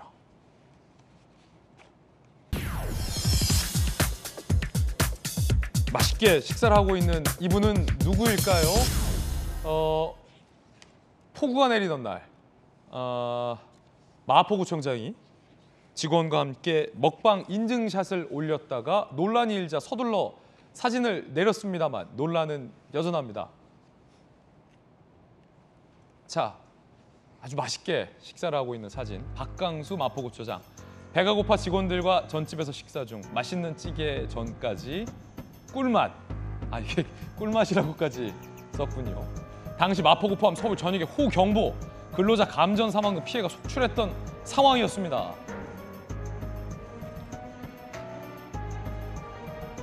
어제 꿀맛 봤냐? 구민들은 밤잠 설쳤다라고 공격적인 댓글들이 달렸어요. 시민들은 공포의 시간 보내는데 먹방이나 찍고 있다니. 그러자 박강수 구청장이 SNS 게시물을 삭제했습니다.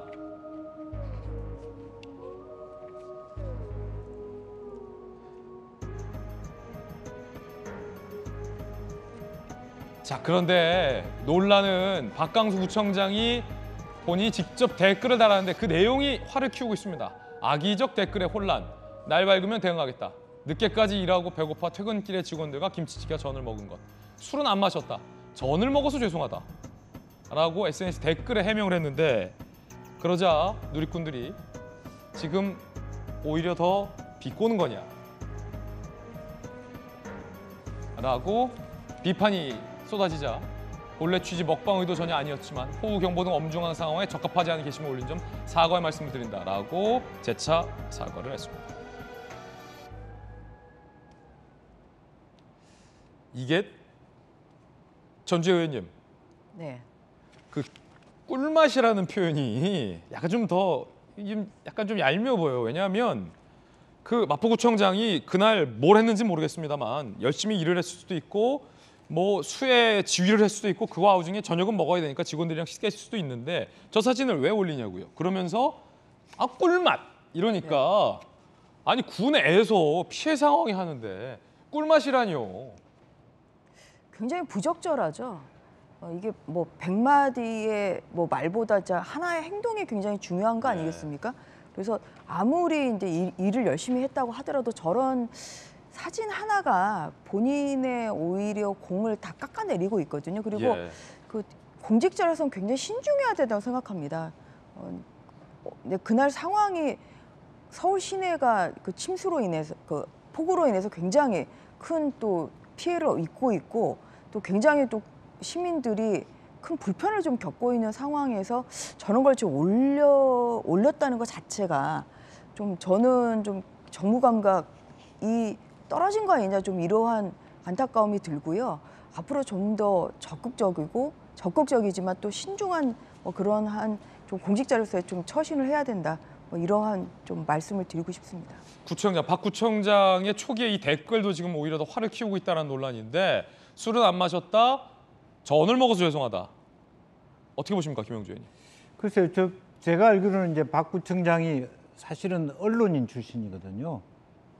그래서 더 부적절한 거죠. 본인이 지금 이 상황에서 그야말로 SNS 활동을 하고 싶으면 수해 복구 지역에서 열심히 땀 흘리는 모습의 사진을 찍어서 올려도 비난을 받을 수 있는 시점이에요. 당신만 어려운 게 아니라 모든 공무원들. 더군다나 사실 지나갔지만 이 정부도 잘못한 게 공무원들 차 막힌다고 11시에 출근하라 하는 것도 굉장히 많은 비판을 받았습니다. 더 일찍 나와서 더 열심히 일해야 된다. 그래야 되는데 전혀 그런 사진과 상관없이 꿀맛이라고 이렇게 혼자 이렇게 마치 열심히 일한 것처럼 그런 모습 보이는 것도 부적절하고 또 그런 비판에 대해서 내가 적절하지 못하다. 그런 말로 끝냈으면 되는데 전을 먹은 것 자체까지 또 이야기를 또 한다는 것은 굉장히 아마추어적인 대응이다. 100마디 말로도 우리 마포구청장 공무원들이나 마포 구민들 또 더 나아가서 대한민국의 아주 오늘 전주 의원님도 여러 가지 어떤 고인에 대한 어떤 묵념 같은 것을 시작했습니다만 이 시점에 저런 모습하고는 전혀 자기 행동이 잘못됐다는 것을 반성 않고 있다는 반증이기 때문에 정말 또 한 번 실망을 준다 그렇게 보여집니다. 예, 자 뜨거운 소식 함께하고 있습니다. 이번 세 번째 소식입니다. 미국의 트럼프 전 대통령이 기밀 기록물 유출 혐의로 FBI의 수사를 받고 있습니다. 특히 별장이 압수수색을 당했습니다. 트럼프 전 대통령 백악관 기밀 문서를 훼손하고 반출한 혐의로 미 연방수사국의 수사를 받고 있습니다. 지난 8일 트럼프의 개인 별장 마러라고 리조트 압수수색을 당했습니다. 김정은 위원장의 친서 등 외국 정상과의 편지 메모 포함 자료가 회수됐다라고 합니다. 분명히 백악관 내에 대통령 기록물 내지 기밀 문서를 그냥 사적으로 가져간 것으로 미 수사당국은 보고 있습니다. 뉴욕타임스 백악관 출입 기자가 트럼프가 재임 중에 문서를 찢어서 백악관 화장실 변기에 수시로 버렸다라며 SNS 사진을 공개하기도 했습니다. 뉴욕타임스는 관련 혐의 인정되면 대선 출마가 법적으로 금지된다라고도 밝혔습니다. 변기에서 발견된 대통령 기록물 사진이다라며 뉴욕타임스 기자가 사진을 찍어서 본 겁니다. 정혁준 변호사님, 네. 이게 우리나라도 한번 논란이 된 적이 있었는데 노무현 전 대통령 때 네네. 대통령 기록물로 지정이 돼야 될 것이 대통령의 사저로 반출이 돼서 그때 논란이 크게 됐었잖아요. 네네. 트럼프 대통령은 김정은 친서 내가 간직해야지 뭘 가져간 겁니까? 별장에? 뭡니까 이거? 그래서 제가 봤을 때 트럼프 전 대통령은 예. 퍼블릭 마인드가 굉장히 부족한 사람이 아닌가. 예. 왜냐하면 계속 사업을 해가지고 돈도 많이 벌고 또 망하기도 하고 다시 재기하고 그랬던 경력이 있기 때문에 아무래도 이제 사적인 쪽에 더 강한 적이 있는 것이 아닌가. 제가 찾아보니까 미국 대통령 기록법이 1978년도에 제정됐다라고 하거든요. 그럼 벌써 50년 가까이 이제 그런 법이 시행되고 있다라고 하는데 제가 미국 외교관들 가끔 만나 보면요, 그 사람들은 어떻게 하냐면 조그만한 선물을 받아도 $10, $20짜리 선물을 받아도 누구에게 무엇을 받았고 그게 시가가 얼마짜리인지 그런 걸 다 기록해가지고 보고하고 임의로 처분하지 못하도록 되어 있거든요. 예. 그래서 미국 사람들은 참 이런 부분들은 공적으로 굉장히 철저하구나라고 생각을 했는데 대통령까지 했던 사람이 저렇게 중요한 기밀 문서, 얼마나 중요한 건지 모르겠지만 자신의 개인적인 장소로 가져가고 또 이런 부분들이 적발되고 했다라고 하는 것이 조금 이해가 되지 않는 그런 측면이 있는 것 같습니다. 예, 자 뜨거운 소식 세 가지 다뤄봤습니다. 이번엔 저희가 준비한 다음 이야기인데요. 국민의힘의 내용은 일단은 봉합되는 수순입니다. 하지만 이준석 대표가 법적 가처분 신청을 하겠다라고 버티고 있습니다. 그 이야기 지금 시작합니다. 국민의힘의 내용은 끝난 게 아닌 것 같아요. 주호영 비대위 체제로 전환은 됐지만 해임된 이준석 대표는 가처분 신청을 하겠다라고 나는 아직 해임되지 않았다라고 선언을 했습니다. 어제 주호영 체제가 선언됐습니다. 그 장면 보시죠. 비상대책위원장은 주호영 의원으로 가결되었음을 선포합니다.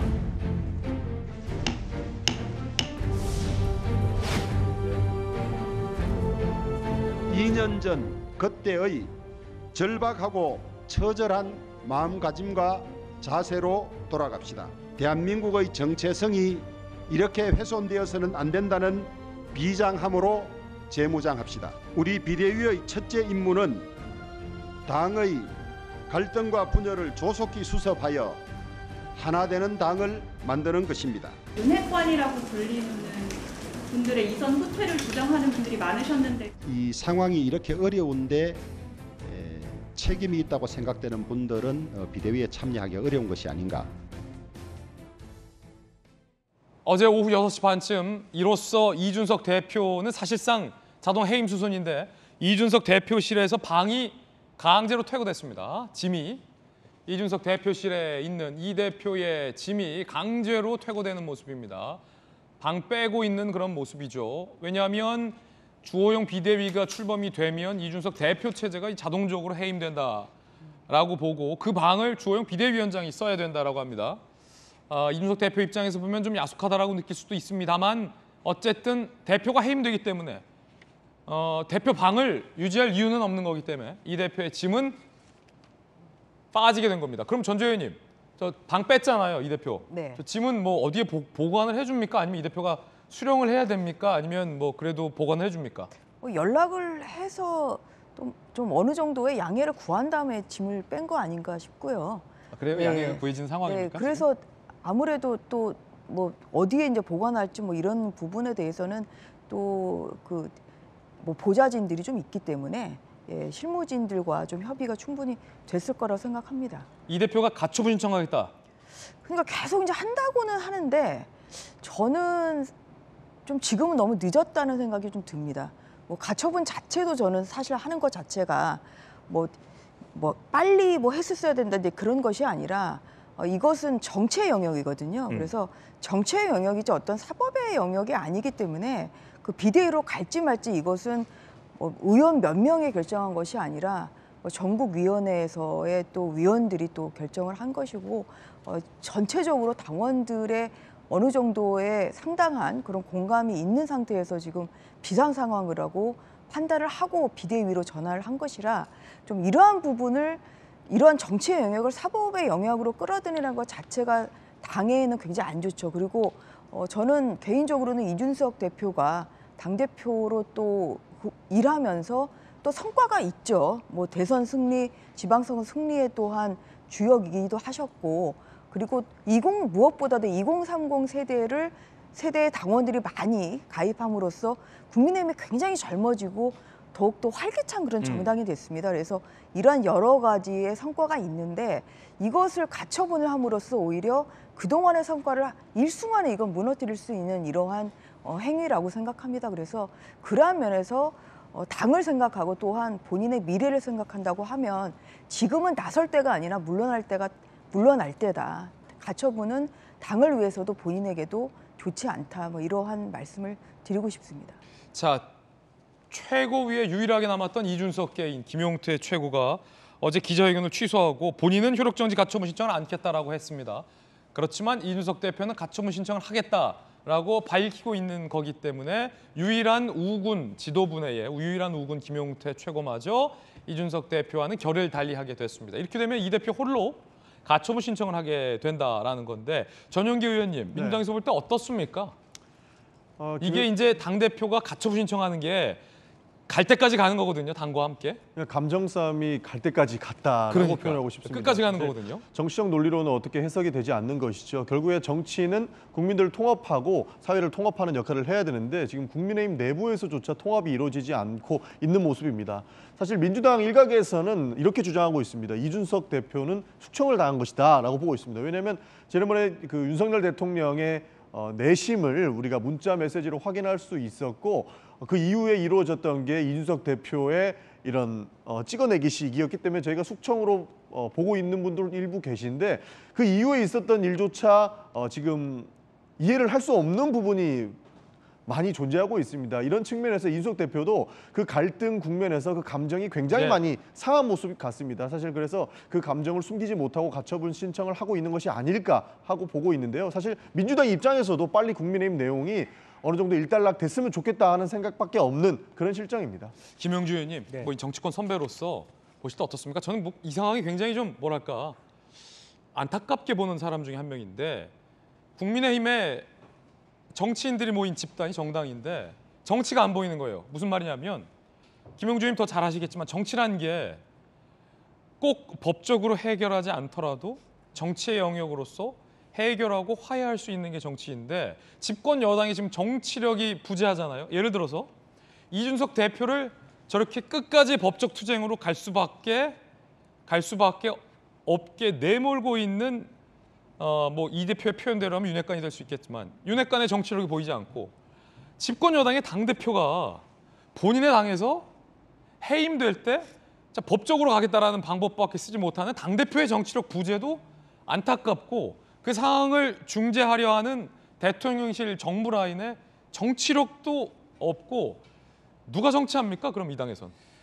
글쎄요. 그나마도 이제 주호영 비대위원장의 일성이 이준석을 빨리 만나겠다. 그나마도 만시지탄이죠. 차라리 뭐 이런 5선급 의원들이 그동안에라도 말하자면 윤핵관 사이에서 조금 뭐 다선 의원으로서의 보이지 않는 역할들을 자청하고 나섰으면 더 좋았을 뻔했다. 그게 사실은 정치잖아요. 예. 근데 결과적으로는 자신의 공으로 또 주호영 의원이 이 문제를 해결했다는 얘기가 있을 수도 있는 거죠. 그렇지만 이제는 더 이상 이준석 대표도 참을 수 없기 때문에 이제 끝까지 가겠다. 다만 어제 이야기를 해보니까 오히려 김용석 최고는 왜 가처분 신청 안 했냐라는 부분에 대해서 이런 얘기를 했어요. 지금 전국이 물난리인데 내가 지금 당권 다툼 속으로 가처분 신청하는 것은 국민에 대한 예의가 아니다. 최소한 그런 마인드라도 가진 데 대해서 저는 고맙게 생각했어요. 그래서 지금이라도 많은 선배 정치인들이나 주변에서 얘기한 것처럼 주호영 비대위원장을 만나서 이준석 대표가 스스로 그런 계획을 철회하는 것이 가장 당을 위한 또 자기의 미래를 위한 방법이라고 생각하고 만약에 정치적으로 이 대표가 가처분 신청을 했는데 기각이 되면 이 대표는 어떻게 됩니까? 정치적으로. 그러니까 정치적으로 더 이상 돌아올 수 없는 그런 부분이고요. 그동안에 수많은 국민의힘 주변의 그러니까 뭐라자면 율사들 실제로 비대위원장 본인 자체가 이제 판사 출신이기 때문에 정확하게 가처분 신청을 할 거라고 생각하면서 정당성 확보를 굉장히 다 했어요. 상임위원회, 전국 상임위원회가 실제적으로 최고위원회의 의결 자체가 정당성이 없다 하더라도 자체적으로 4분의 1 이상의 동의에 의해서 그러니까 그것이 적절하지 않더라도 자체적인 힘으로 인해서 전국 상임위원회가 결정한 부분이 정당성을 갖도록 하는 걸 다 솔직히 단도리를 다 했거든요. 가처분해서 이길 가능성이 극히 없다고 본다면 그렇다면 지금이라도 빨리 스스로 내려앉아서 형식적으로나마 주호영 비대위원장하고 만나서 정리하는 것이 맞다. 그렇게 보여집니다. 과연 주호영 비대위원장이 만난다고 해서 이 대표가 설득이 될지도 궁금하고 이 대표는 가처분 신청한다라고 지금 본인이 입장을 밝혔기 때문에 가처분 신청을 안 하려면 무언가 설득되는 어떤 게 있어야 되는데 서병수 정국위 의장은 명예로운 퇴진을 얘기했고 정익준 변호사님 어떻게 보십니까? 이 대표 가처분 신청을 안 하고 명예롭게 퇴진하고 설득이 되겠나요? 뭐 저 정도면 설득이 될까 하는 생각은 드는데 조금 전에 화면에 가처분한다, 신당 창당 안 한다 이렇게 페북에 올렸잖아요. 제가 보니까 그게 16시간 전에 올린 거예요. 그건 언제냐? 어젯밤이었단 말이에요. 조금 전에 김영주 의원님 말씀하신 것처럼 어젯밤에 그 난리가 나고 그랬었는데 그 여당의 당대표를 했다라고 한 사람이 과연 그런 글을 페북에 올릴 때인가? 그 시기적으로도 그게 맞는 말인가 첫 번째 그 생각이 들고 두 번째 가처분한다라고 했는데 가처분이 그냥 가처분이 아니고 가처분처럼 종류가 많은 게 없거든요. 그냥 모든 거 다 붙이면 다 가처분이에요. 아, 그래요? 지금쯤 됐으면 뭐 일주일 전이나 그게 열흘 전이 아니고 지금 정도 됐으면 이제 비대위 출범하고 그랬으면 내가 그 비대위원장 직무정지 가처분을 하겠다. 무슨 가처분을 하겠다라고 하는 것을 명확하게 밝혀야지 뭉뚱그려서 그냥 가처분 하겠다라고 하면은 과연 저 사람이 가처분을 할지 안 할지도 의문이 든다. 일단 그 생각이 들고요. 그다음 중요한 거는 법적으로는 원인이 중요한 게 아니고 현 상황이 중요한 거거든요. 그런데 누가 봐도 지금 여당의 상황은 옆에 전주혜 의원님한테는 죄송하지만 비상 중에서도 비상 상황, 정상이 아닌 상황이잖아요. 정상이 아니다. 그 정상이 아닌 상황을 누가 만들었습니까? 지도부가 만든 거 아니겠습니까? 일개 뭐 당원들이 만들었습니까? 일개 뭐 초선 의원들이 만들었습니까? 지도부가 만든 거잖아요. 비상 상황이 됐으면 거기에 대해서 이런 걸 떠나가지고 책임을 져야 되는데 그런 모습 전혀 없고 그다음 비대위 설치됐을 때 구성될 때 제가 일일이 그 당원 당규 따져가지고 꼼꼼하게 봤는데 절차 위반한 거 별로 없거든요. 그렇다라고 하면 결국은 제 개인적인 판단입니다만은 가처분 무슨 가처분할지 모르겠지만 그 가처분이 인용될 확률은 지극히 희박하다 일단 그런 생각이 들고 그렇다고 하더라도 제 생각이 틀려가지고 만에 하나 가처분이 인용이 되면 제 생각에 가장 유력한 가처분은 그 비대위원장 직무 정지 가처분인데 만약에 어떤 판사님이 맞다 해가지고 인용을 딱 해버리면 네. 그러면 국민의힘 어떻게 됩니까? 비대위원장 아무것도 못하고요. 당대표 지금 직무 정지가 되어 있는 상황이잖아요. 그러면 누가 당을 이끌어갑니까? 그 비대위에 속해 비대위에서도 빠져야 된다고 저는 생각하는 권성동 원내대표가 지금 상황에서 국민의힘을 갖다가 이끌어야 되는 그런 상황이 되는데 오히려 이준석 대표의 가처분 신청이 권 원내에 힘을 실어주게 된다? 뭐 결과적으로는 그럴 수도 있지 않을까 생각이 드는데 만약에 그런 상황이 되면 우리나라 여당은 이준석 대표는 자기가 몸담고 있는 국민의힘 정당에다가 내부 총질을 한 게 아니고 내부 포질을 하는 거다. 저는 그 생각을 갖다가 합니다. 그게 과연 정치인으로서 할 일인가 하는 생각이 저는 개인적으로 듭니다. 정익준 변호사님의 개인 견해 들어봤습니다. 박지원 전 국정원장은 이렇게 예측을 했습니다. 지금 국민의힘에서 이준석 대표를 두둔하는 건 유승민 계 의원 몇인데 신당 만들 거다라고 말이죠. 가처분 신청하고 유승민 의원과의 어떤 신당 창당 뭐 이런 것들도 시나리오가 되나요? 저는 거기까지 봅니다. 거기까지 그 길로 가는 거 아니에요? 결국 윤핵관들이 친윤 장당이 장악되면은 저는 이준석, 유승민 신당을 꿈틀꿈틀 할 거고 한동훈의 여러 가지 문제를 보면서 오세훈도 움직일 것이다. 그러면은 내후년 총선을 앞두고 보수의 지각 변동이 있다. 저는 그렇게 봅니다. 박지원 전 원장 인터뷰가 먼저였어요. 그리고 어젯밤 이준석 대표의 글이 나중이었어요. 신당 창당 안 한다라고 했는데 묘하게 유승민 의원과 유승민 계 의원들은 움직임을 시작했어요. 이준석 플러스 유승민 전 의원이 신당을 창당하리라 보십니까? 김영주 의원님 안 하리라 봅니까? 신당을 창당하기는 어려울 것입니다. 신당 창당 못할 거다. 예.